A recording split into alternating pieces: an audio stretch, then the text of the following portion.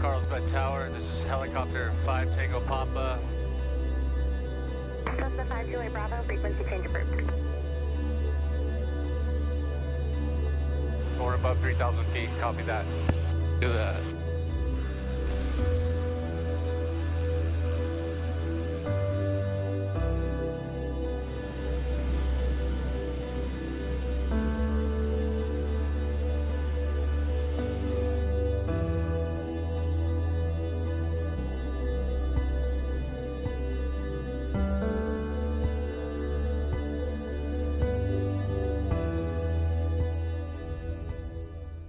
It's been so many years, I don't even know when I met Danny. I just remember he was this kind of rotten kid that had this playful spirit that was good down deep, but was always wanting to do more. He more or less was raised both by the industry and by himself. As a kid, there was a lot of domestic violence, and most often what perpetuates that is drugs and alcohol. So obviously there was a lot of drugs and alcohol in my house as old as a kid as well. So skateboarding for me was like, you know, it was my vehicle away from all of that. The version of rough that Danny had, the kind of synergy of problems, rolls heavily into what drives him in a way that I don't think others can quite access.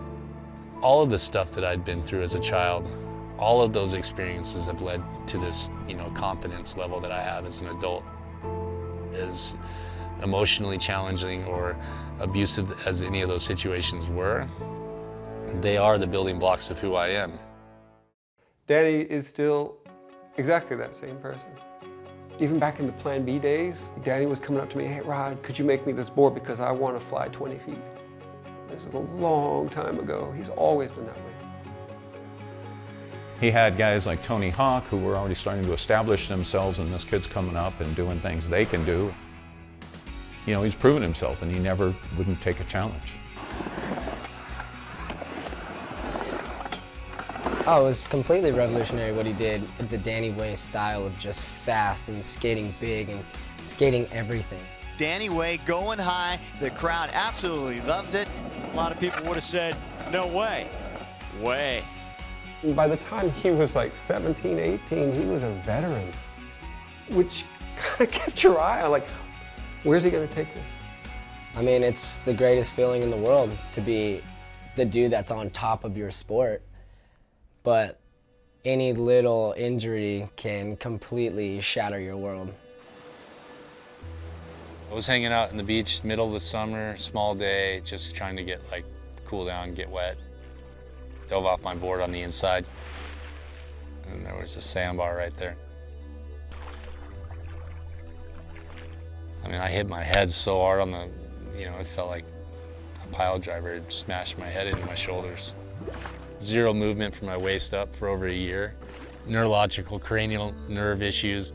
My eyes would twitch all the time, get vertigo real easy when I'd stand up. My ears were ringing, my head was twisted this way, tingly feelings of nerves endings in my face. I didn't think I was gonna get any better. Like, I thought I was pretty much a write-off. I remember getting word would happen, and I went down pretty quickly once I got the scale of it. I was so afraid that I'd really hurt myself to a point where I'd ruin my life. Am I gonna be miserable my whole life? And if I'm miserable, what the hell do I want to be on this planet for? I've never seen him so dark. And with all my heart, I've had a couple of friends that I knew were going to do something severe after. Two of them are dead. And I wondered what Danny was going to do.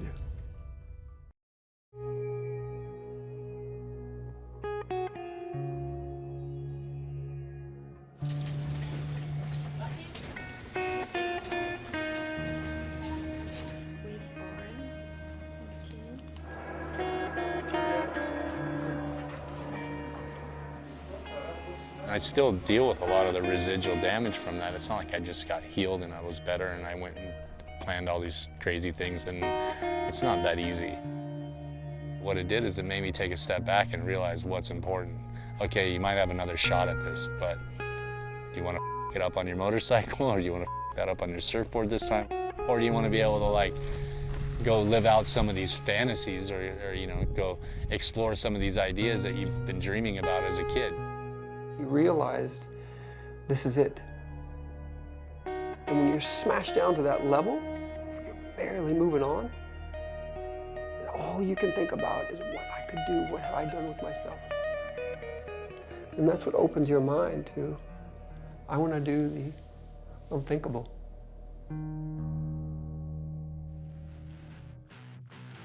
In 1997, we were having a very successful year at DC. The business was doing well.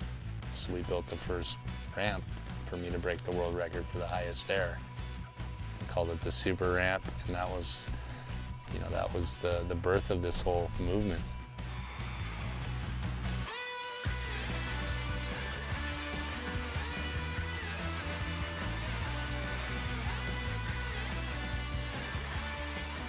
That was the coolest thing to me when I was a kid and I saw Danny jump out of the helicopter into a ramp. I thought I'd seen it all. He told me, he thought in his head, the pilot will never let that happen. So he said to his brother, okay, I'll do that. Thinking the pilot would say no, brother walked over, talked to the pilot went along with it. So Danny said, I'm gonna do it then.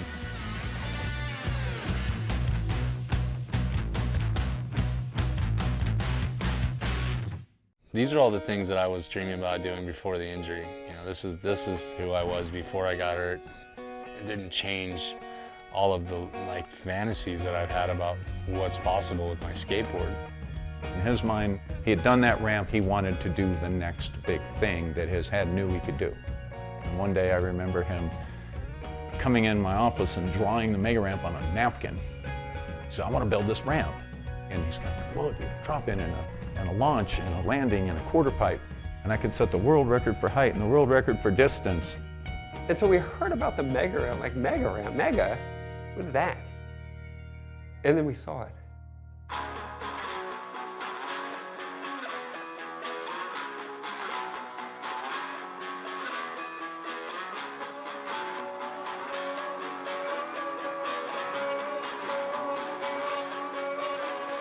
This to me was like the winning lotto ticket, is figuring this out. To be able to skate on this scale, to be comfortable and to be confident going 45, 50 miles an hour on a ramp. Danny had crossed a barrier once he'd done the mega ramp, distances and speeds. He now had this new kind of paradigm where I think he could just check off, I'll do this, I'll do that, I can take it all further.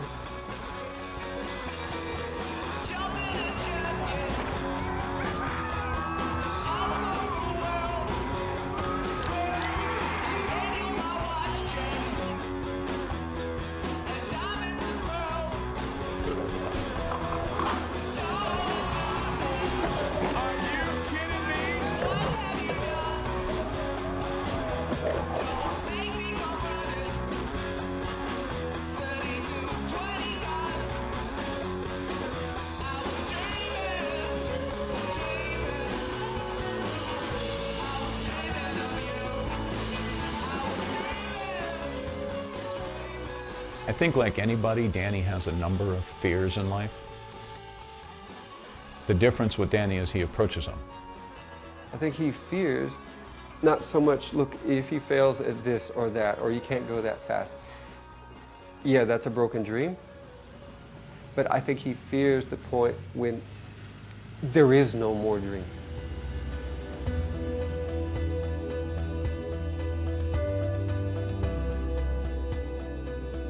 Danny's most recent endeavor to try to break the world height record is, I know he's gonna do it, but it's nerve-wracking to me.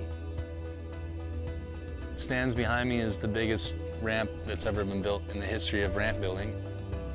I think Danny has climbed so high that he's not gonna take no for an answer. And that's dangerous when you start talking about these kinds of speeds and energies. I didn't know if there would be another chapter in this department. I've always fantasized there would be. I'm about ready to take the biggest risk of my career, but with big risk comes big reward. And I love this kind of reward. That's what I live for.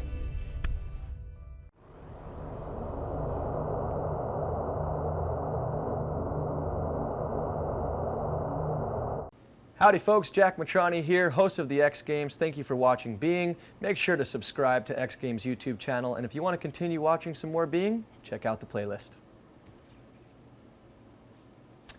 Or not, whatever you want to do. I'm not like here to tell you what to do. I mean, but like just giving you heads up of what you can do.